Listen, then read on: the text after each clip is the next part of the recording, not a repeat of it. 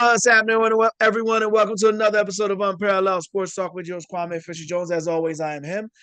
And I'm talking NFL news and notes, trying to find something relevant to talk about on this combine off-season run of ours. And I'm joined by my man, Chris Franklin of NJ.com.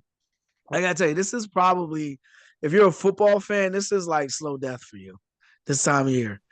I mean, everybody's got a projection or everybody's got a projection of who needs what. And you're watching a bunch of guys in sleeveless shirts run around, and they show highlights of other guys who've run in sleeveless shirts, and they're showing gym footage, and it's like, oh my God, gag me with a spoon. So, but it's exciting for some people, I guess, not for me. But so interesting topic I thought would be, obviously we have free agency coming up, and the tampering season is here now, right? If I'm not mistaken. The ninth. It's almost here. Next Okay. week, next Tuesday. Ooh. Oh, this And week's free flying by. agency should be here, and free agency will be here. So basically, what we're looking at now is teams are going to be making cuts in the very imminently. And I was thinking of some unlikely cuts that may surprise some people. So I have mine, and I kind of let the cat out the bag, which is always an interesting phrase. But I'm going to go ahead and start with you. What is a possible unlikely cut or unpredictable cut that you see coming? Well, one thing I look at, and I think I know it's definitely to me it's the running back position. I look at a team like the Bears. I look at them cutting DeAndre Swift because you got Kyle Really? Monangai behind them. And to me, I just think he's a guy that you got to watch out for because the Bears need a lot, especially a receiver. And if they can reinvest that in some other areas and run with Monangai being your feature back, I think you can do very well with that. The other guy, and I was going back and forth between these next two guys. So I might as well say it. Alvin Kamara, I wouldn't be surprised there because we've heard the talk about potentially being traded around the trade deadline last year. And the other guy is, I think it's unfortunate because he's been hurt so much. And I think he's could be a really good player if you just rely if he's a complimentary guy now. James Conner from the Cardinals. Those two guys, like if you're a team, and we know everybody Connor talks makes about the trade. sense. Uh-huh. Yeah, and it's sad too because you look at he was doing very well last year early on, and then what happens? He gets hurt. He's done for a season. So you look at if you're a team, you can go young and draft a guy that way too, but you can get some very affordable running backs in free agency coming up soon, and all of a sudden it's going to get fun. And I look at this, I think some teams can really help themselves, i.e., the Chiefs. I think they can use a guy, one of those guys. Imagine Al Kamara as a complimentary guy on the Chiefs. Yeah. That'd Or be great. Swift. Yep. Yeah, and he works well. I still remember the Hard Knocks when they did the off season, Mhm. and when they were talking about everybody was worried about Saquon Barkley. You see Joe Judge going through all the different running backs, and the fact this is why I don't think any team will ever do this again. DeAndre Swift comes up. Yeah, we like him. Yeah, you're there for it. But he's a good complimentary back. We can't use him to raise so we have to make sure we get another running back to go with him. I'm like, and then you look back at his career, like, oh, so this is what they think about it. As well, allowed you to Yeah. think about that. So yeah, so it looks I see that. What about you? And Joe Judge had so much success, so we shouldn't be surprised that he had such an astute evaluation of a player. He's so successful. For me, a guy, a guy that has when he came out of West Virginia, I had high hopes for him until he went to the Jets, and then it was like, okay. Then he had a little bit of success in Seattle, but when he leaves, Seattle wins the Super Bowl.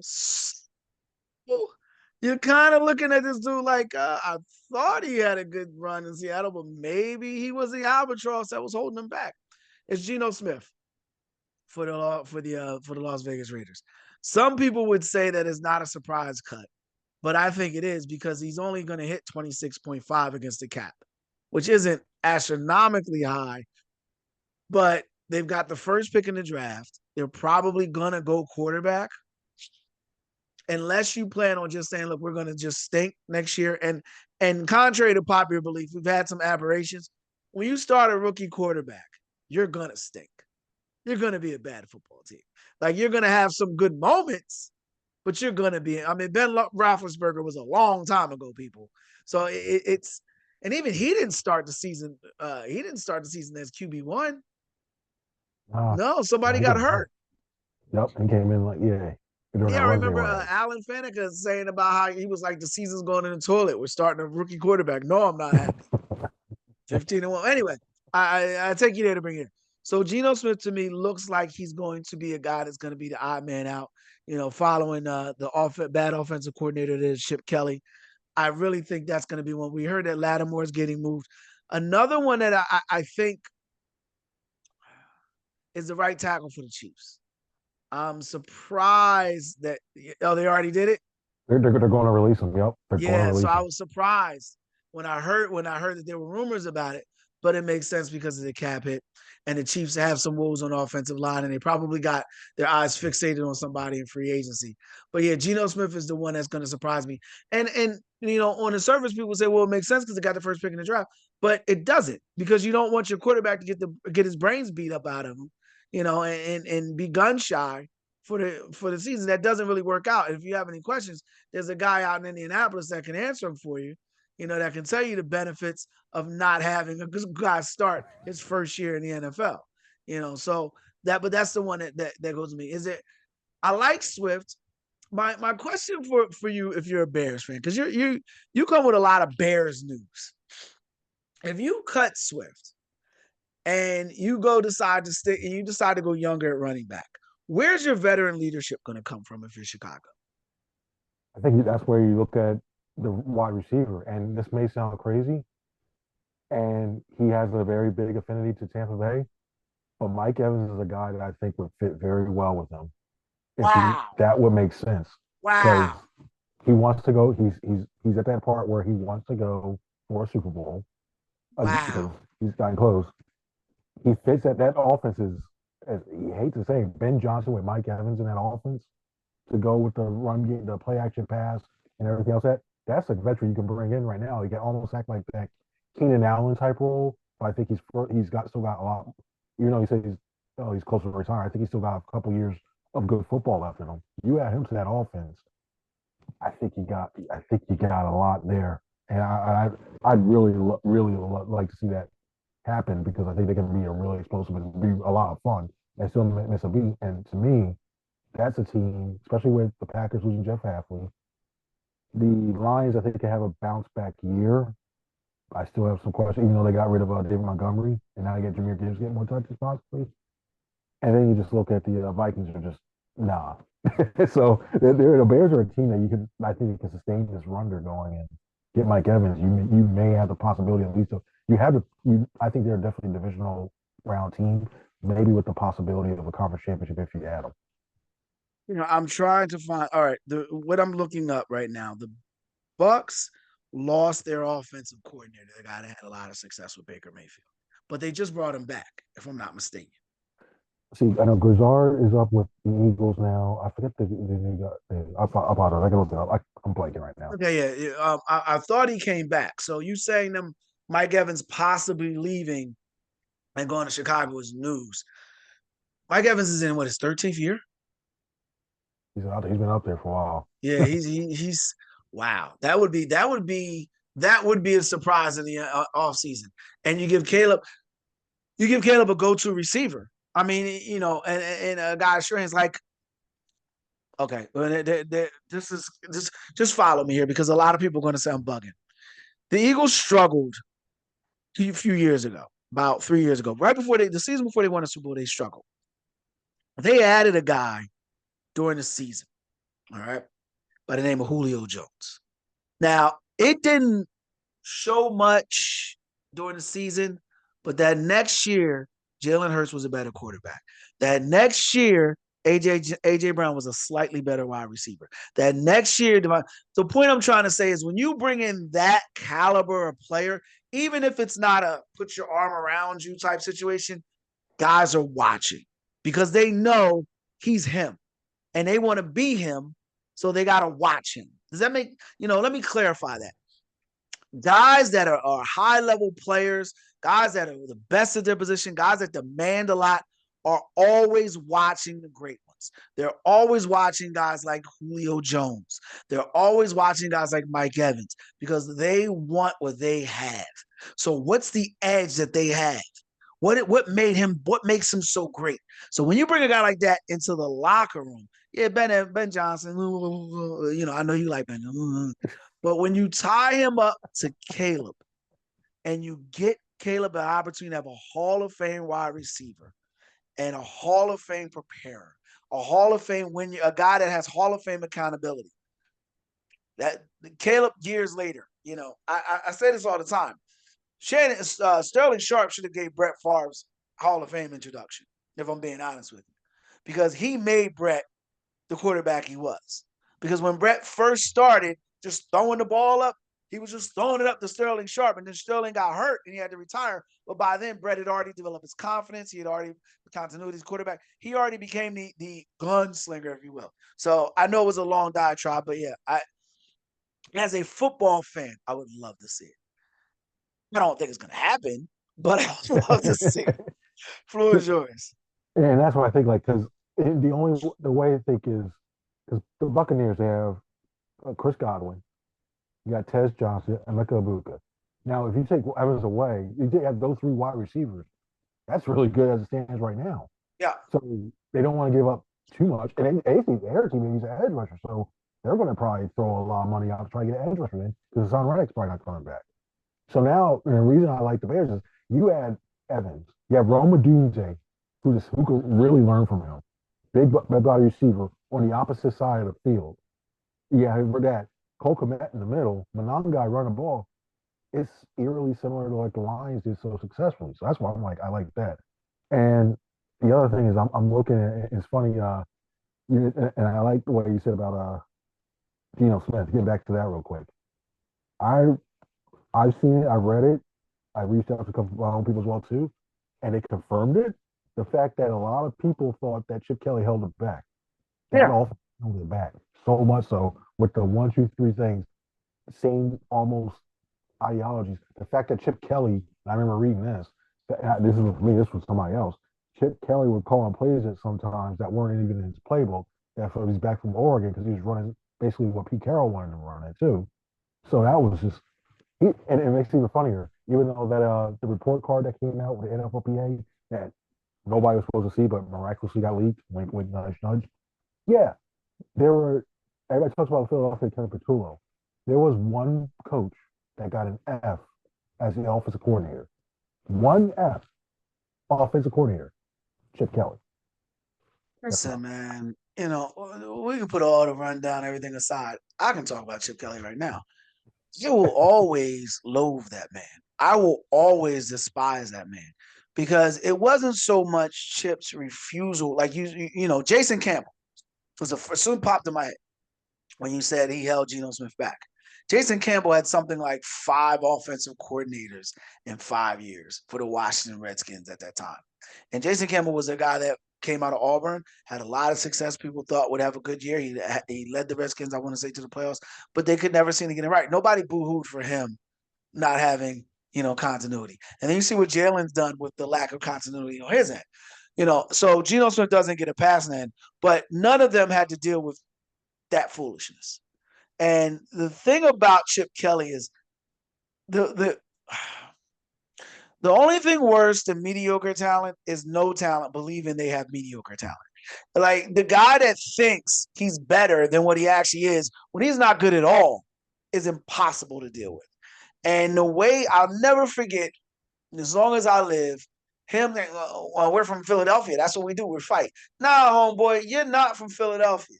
And they sucked that up and ate that up. And they booed Deshaun Jackson and they booed LaShawn McCoy. He's a snake oil salesman. I forget the analyst that said that, but that's what Chip Kelly is. He's a snake oil salesman.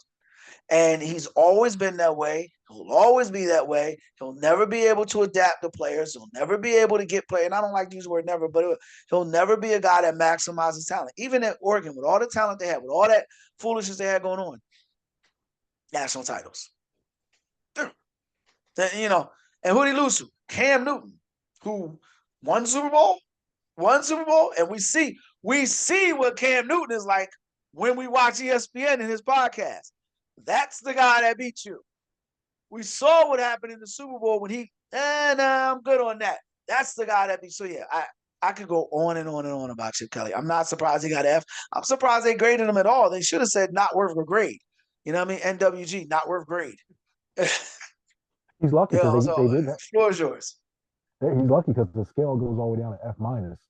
He's lucky. He got that on that. It's funny you mention that. And yeah, when it came to Chip, like I was only cover like one practice when Chip was there. But the thing was, you see, is the 2510 the one episode of 2510 podcast where you had Yep. Deshaun, they called Jason Peters, Gamble, yeah. and when he went off, it was just like, oh, and the Riley Cooper, it was just, it's not the thing is, I think I think that was his last time, and he hit to say never. I think that definitively is his last time coming to the NFL. And then he got a job in San Francisco after the Riley Cooper thing. San Francisco gave him an opportunity, and Colin Kaepernick decided now was the time I think I need to say something. The two made sense. If you think about it, Colin Kaepernick was a guy that was ascending. Chip comes in there, he's descending, and now all of a sudden he's fighting. Like it just, I don't want to call Chip Kelly evil as a person, but as a football coach, as a leader of men, he was pure negativity. That's what he was. And you couldn't get around that. I don't know if it was a racist thing. I don't know if it was a sexist thing. I don't know if it was a gender thing. I just know that when he got on, from the moment I saw him at that press conference, everything inside me said, nah, that ain't it. You know who else? It's different sports, but I'm watching closely. You know who else? JJ Redick in Los Angeles. JJ Redick in Los Angeles. He gives me the same vibes. The same vibes. You know, just the same. And I'm looking at the Lakers. You got Luka Doncic and you got LeBron James, and you can't compete for a title. I'm just saying. All right, now I'll get a final word on this segment to you. We're talking about Geno Smith. I just think that even with that said, and it makes sense that he may have held him back. They got the first pick in the draft. And this isn't a talent rich. I mean, Marlon, this isn't a strong quarterback draft, right? Not at all. And they said Fernando Mendoza, if he was in that draft class from a couple of years ago, he might have been the fourth best quarterback taken. Yeah. So, But he's not. He's not. He's a quarterback now. So you can pass on him and just take the highest rated player in the draft. Which would, I mean, who's the census highest rated player in the draft? he's the linebacker. I Jesus, remember that. I'm not taking. He's an edge rusher. It's Well, an edge rusher. That's it. no, I'm not But taking I the think edge rusher. here's the thing. I think Mendoza can do all right because even though it's Clint Kubiak coming down there, that system is going to be quarterback friendly. And you got to remember the weapons he's going to have with him. He's going to have Brock Bowers. He's going to have Ashton Genty. They're probably going to add another wide receiver veteran guy that at least come in to at least steady the ship a little bit. He just is the offensive line. He's the most important thing they can do for the Raiders. They can just run with the guys they have weapon wise, protect that quarterback. And this is one where I think about maybe they should keep Geno just to take the hits early on. Protect him so you don't take. I mean, hey, he's got money. I think it was 20 million, something like that. He's making a lot of money next year. So hey, listen, we're going to let you start the first few games next year. We want Mendoza to get his feet wet and get used to it. Let you take the hits, and whatever you do, look to assemble the best offensive line possible through the draft, free agency, so that way Mendoza's confidence doesn't get shattered and you're questioning yourself. Geno's not going to say that. He's going to say, "Gut me then." If that's the guy you want, play me. And all of what you said is true, but it's still the Raiders. It's still the Raiders. It's like Sacramento Kings. You're still the Kings. No matter what you do, until you get a guy that no one's ever heard of, until you get a guy that's got until you get the Todd Monken, you're not going to come out of that drudge. You're not going to. I'm going to say it probably every show until the season starts. You're going to be surprised with what he does in Cleveland. You're going to be surprised with what he does in Cleveland. Now, I want to transition to the AFC East. Speaking of cuts, we're going to play the other side of that and additions, team needs. We'll start out with the AFC East. Rumor is Stephon Diggs may be out in New England. So would that make wide receiver their biggest need, or are we thinking playmaker? And if so, who are you saying? Part of me thinks edge rusher, but they need a wide receiver because even if he stays, depending on what happens with that case involving the nanny, and That's then say ridiculous. That case. if That's it's I'm ridiculous. saying allegedly, I got to say allegedly because I don't want, No, I'm just saying, oh, that but case. Like, allegedly, yeah, yeah, it's if allegedly what happened. I think, and say if he allegedly did it or allegedly makes a plea, then I think the code of conduct, the player code of conduct come in there, and he's going to be suspended. So either way, you're going to need a wide receiver. You got Keyshawn Booty. Okay, yeah, it's nice, a nice complimentary player, but you need a big hitter. So I think, and the thing with rookie wide receivers, there's so inconsistent going on. yeah. You need a veteran. The trade market, maybe you can get around. You throw around like say like a fourth round pick, a fifth or fourth round pick to get a veteran and bring them in that way. AJ Brown? No, no. I'm burn this one. I think it's 75%. I think I'm 75% Brown stays. Yeah, But I think it's 99% he stays. I don't see you why I know, don't. I was when I said that I was just messing with you. Like I, I did. We haven't even discussed it because I felt like it's that low hanging fruit that's not good fruit. Like I yeah. don't think there's a shot in hell they release him or trade him for what for who. Unless they thought, and the thing is, what May did in the Super Bowl and on that run showed me they still ways away, still needs to develop. And if you do that, like you might as well you're going to have to pay to me. And I know Howard's asking for like a first and a second. To me, it's two firsts because we see when it happens with Tennessee Titans. You know, Eagles are a better spot because they have Devontae Smith. But when we also seen the fact when this Eagles offense only had when AJ was out and injured, teams just went, okay, we're going to cloud the coverage over Devontae, beat us. And nah, I don't think you need to go back to that. So Yeah, and and then all that great point. There's no reason to. There's absolutely no reason to. Like yeah, he played awful in the playoff game, but you're not making yourself a better. Like I don't think he irritates his team. I could be wrong. Look, I could be wrong because I thought everyone hated Chip Kelly when he was a coach, and they said no, everybody loved him. You know, years later they come out and say they hated him, but didn't do much at the time. So I'm going to say that they didn't hate him. I think that now they're just kicking it winds down. I don't believe that I don't believe that people they dislike him in the locker room. So what are we making that move for? So going back to what the point you were trying to make to New England. So do you see them going free agency or do you see them going draft or wide receiver? I think they go free agency. I think Give me a name. that's a huge free move. To me, until I hear, I think I'm for everything else. Mike Evans is the top thing for LA. He's a guy I'm looking at. I'm thinking maybe you can somehow shake Christian Kirk loose. That's a guy I think would be a good fit there. Who's not? He doesn't demand the ball. He fit well in that receiver by committee type of system. And maybe if you could trade Quentin Williams out in the Chargers, he started falling by the wayside. The problem with him was he's inconsistent and he has a case of drops, but he's a young enough guy where if he plays, you saw what he does. He goes in spurts and he plays a great complementary role. He's a guy if you can prime loose with the Chargers, and it wouldn't cost a lot.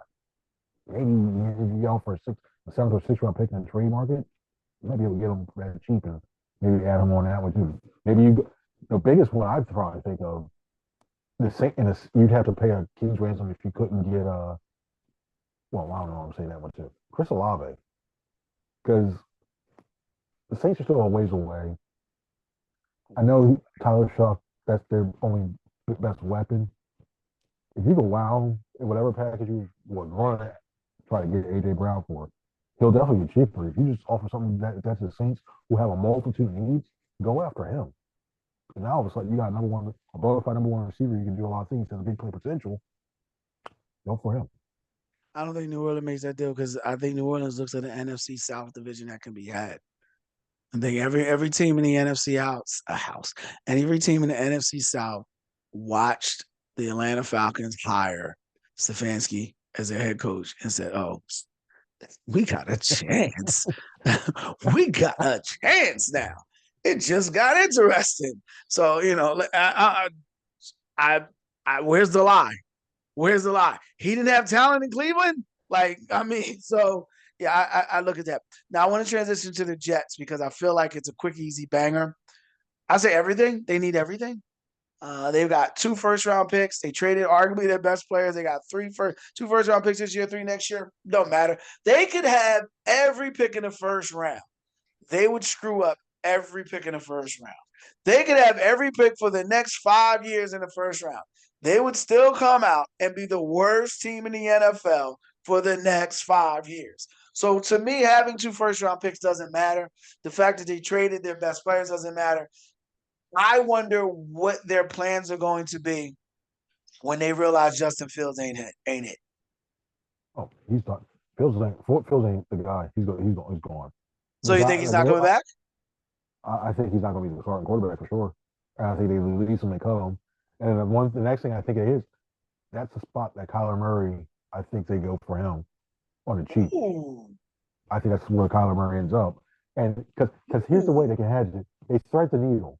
They loaded up on all these first round picks. They thought Arch Manning and all these guys would be coming back. And if they didn't get the number 1 overall pick, they could throw those first round picks, move up and try to take him. Well, he's staying there. The quarterback class, you knock on wood, is going to be a lot better next year than this year. So they're situated to get that. They don't want to tank too much. You still need all that other stuff. That's the time I think you can get Kyler Murray for like a fourth. Maybe use that third. They need to use cap space. They need to use that stuff. Add him on there and say, listen. Why are you trading for Kyler Murray? Because Arizona's not going to bring him back. Why not just wait for him to be cut or released?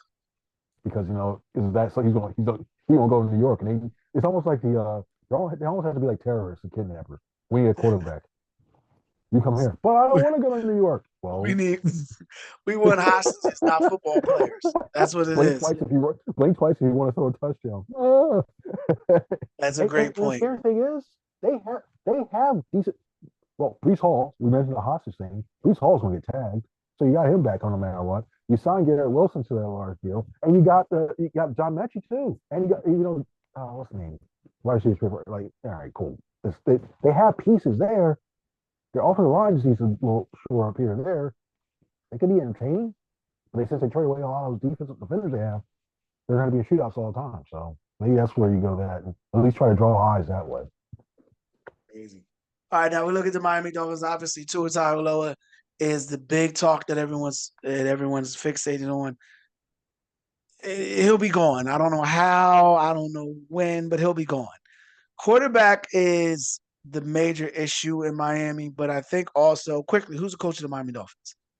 Jeff Hafley, the former Packers defensive coordinator. Exactly. Never heard of the dude. Never heard of him. never heard of your local. It's like the line and juice. They've been bro. You coach the Packers. Like that's how I feel about the guy you just named. That's what I think the problem is. I think they need the Packers. The Dolphins need a leader somewhere on that team. They haven't had any in years. Tyreek Hill ran amok, literally and figuratively. Tua Tagovailoa was always fighting with somebody about something and not fighting on the field. Mike McDaniel always looked like he loved the smell of napalm in the morning. Like, it just seemed like it was so much non-football stuff going on in Miami, which makes sense because it is Miami. But nevertheless, at this juncture of time, they probably would have been better served getting a better leader. I felt like they should have thrown everything they had and more at getting Harbaugh down there. That's just me. I know Harbaugh wanted to stay in the North, but rumors are he wanted to stay in the Northeast. But I don't know, man. It's a tax-free state in Florida. You get everything you want and more, and it's Miami. But anyway. So I throw the question to you: is quarterback their biggest concern, or are you with me? They need a leader somewhere. I'll say this, and it's not hot ticket. I'm not trying to be a hot ticket, whatever. I think as a head coach, not playing on that, I think Jeff Hafley will become a better coach than Matt LaFleur was in Green Bay. Because the way the guys talked about him, the way that he's a young, bright mind. And here's the thing. Remember I mentioned he was a Packers defensive coordinator? I think he's able to convince Malik Willis to come down there and be the starting quarterback for the next 2 years. I love that for I like the young people say. I love that for him. I love that for him. I love that for him. I got my Malik Willis T-shirt ready. I am. I think he goes down there. Well, I got to go back to what you said though in the beginning. Kind of. This is gonna get me in so much trouble when I say this. Uh, This is gonna get me not the type of trouble you're sorry. thinking. I'm sorry. I'm sorry. So LaFleur is your wife, or at least your side piece, your jump off. You're falling in love with the jump off. He's the 10. You know what I mean? He's the 10% that you don't get from your wife and you think you're winning. You're not appreciating the other 90%. LaFleur gives you the other 90. This dude gives you the 10%. He does it she does it not just on your birthdays. And now you want to fall in like, nah, I'm not buying that, man. I'm sorry. I'm sorry. LaFleur is a hell of a play caller. He's a hell of a play designer. I don't know if Jordan Love would be the type of quarterback he is anywhere else. I feel like the Packers have overachieved the last 2 years. They're one of the best executing offenses in the NFL. I'm on a LaFleur bandwagon, man. Keep your jump offs and your side pieces to yourself. I'm Oh, sorry.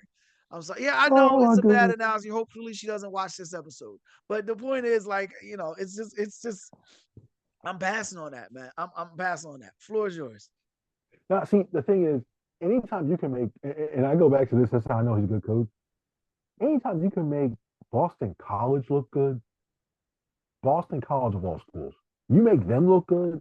Yeah, that's why the Packers were attracted to bring him in there. And you look at that defense. If Micah Parsons was not going to didn't get hurt, they were legitimately. I think they legitimately could have made a run to go to the Super Bowl. They're that good because they played great complementary football, what have you. And a lot of that, we talk about the Packers offense doing love and all that stuff. The defense was the one that was keeping the game, so they were sputtering. That offense sputtered at times. So, and that was all happening. So, That's I that think 10%. he's a better version. He's better than he's a better version of Jonathan Gannon was when he was with the Eagles. A much better version, in my opinion. Okay. And what does that mean exactly, Chris? Well, Gannon was he was the bell of the ball on the defensive side. Mm-hmm. Everybody in the league wanted him Mm-hmm. until he got to become the big guy, and he didn't know that. Half And the league, where did he go? I forgot where he went. yeah, Cardinals, yeah, Okay. Now yeah. the Dolphins ain't the Cardinals, but they're not that far apart. They're not that far Well, apart. I got more faith in the organizationally. I got more faith in the Dolphins. The Cardinals, up until they got shamed for it, were forcing their players to pay for their own meals at the team facility. And then meanwhile, you Correct. see how everybody loves the Dolphins organization. You mentioned Miami helps out a lot. Being in Miami helps out a lot. But the organization, like I think organizationally, the Dolphins have a better plan how to set things up. As long as they don't, the Mike Daniel thing I thought was a little out there. But I look at the Cardinals, I'm like, nah, they're just so far back. And I know where you're going to go next. I know exactly where you're going to go next. Because I didn't stop you at that light. I'll let you go ahead and drive through it. But I'm about to bring you You, back you that know, light. I got somebody on line Brian one Flores. that has a question about I got a phone call from Minnesota that Yeah, wants to I come. knew I got a caller. Go ahead, Brian. Go ahead, Brian. I think it's first time, long time. I think I got Brian Flores on line one I for knew you. you were going with that. I knew you were I'm going just with saying, that. it happened. It happened. And where did it happen, Chris? Where did it happen? Yeah, they also trying to get Brady there too, behind the scenes too. How'd that go? Under How'd that whatever. go? How'd that go? They all Brady got blown chose the up. Raiders. Brady chose the no, excuse me, pardon self. He chose the Buccaneers. Brady chose the Buccaneers. You go ahead and keep singing. You go ahead and keep following that 10% around. See how that gets you. See what There was a happens. little there was a little I heard there was a sweetener part of the deal, so I that's bet why it they got was. exposed. That got exposed, and that's why he didn't go to the Buc. That's why he went to the Buccaneers because if they did, You know why I got exposed? Because it was the Dolphins. It's always a with the Dolphins. It always gets exposed in the Dolphins. It always happens in Miami because they're the Dolphins. You don't become that in that bad. Tyreek Hill was one of the best players in the NFL. Now he's a dude that's getting pulled over and is on cops. Like, I'm good on the Dolphins, man. Everything with them is the same over and over and over again. Finally, and the last one, the Buffalo Bills. Mark the tape. We got 2 minutes left. I'm going to give you the entire segment. I just want you to mark the tape. this is the end for the Bills. Floor is yours. Oh yeah, the fact they stay with Joe Brady, I think that was it. And for them, I'm looking at needs. You need an edge rusher. You gotta get an edge. I think they're a team that was going to go in the draft and get an edge rusher. They're down low enough where it's a decent enough class where they can still pick up a quality guy to go on defense because Joe Brady's going to be your offense. You just got to rely on your offensive mind, and he's not calling plays the CEO guy. They need a guy. I think offensively they'll do the best they can, and you got Josh Allen still, but I think defense they need a guy. Joey Bosa was supposed to be the guy that was going to light up in the edge rush rotation. Never returned to that. We need to go back and get somebody young who can be a playmaker, be disruptive, and go from there. We sat here and argued, not argue, but we sat here and went back and forth on Joey Bosa last year when we talked about the Bills. I said, man, he's played as much football in the NFL as I have. He's always hurt. You're like, well, he's gonna. I said, dude, and when it's cold out, you hurt more. It hurts more when it's cold out. So he went to Buffalo and said, damn, it's cold out here. What's going on? Oh, is it like this? So yeah, no, the needs for the Bills are going to change. On week one, you're saying edge rusher, playmaker on defense, because they haven't had much safety help in the back end either. I'm telling you, by week 8, the need is going to be trying to fix the ship. By week 12, is going to be focusing on a rebuilding. Should we keep Josh Allen? I'm telling you now, this is the beginning. It's the same thing that happened in Detroit. It's the same thing that happened in Detroit. It's over with. It's over with. They've reached that. It is a new day in the NFL. It's a new day for quarterbacks.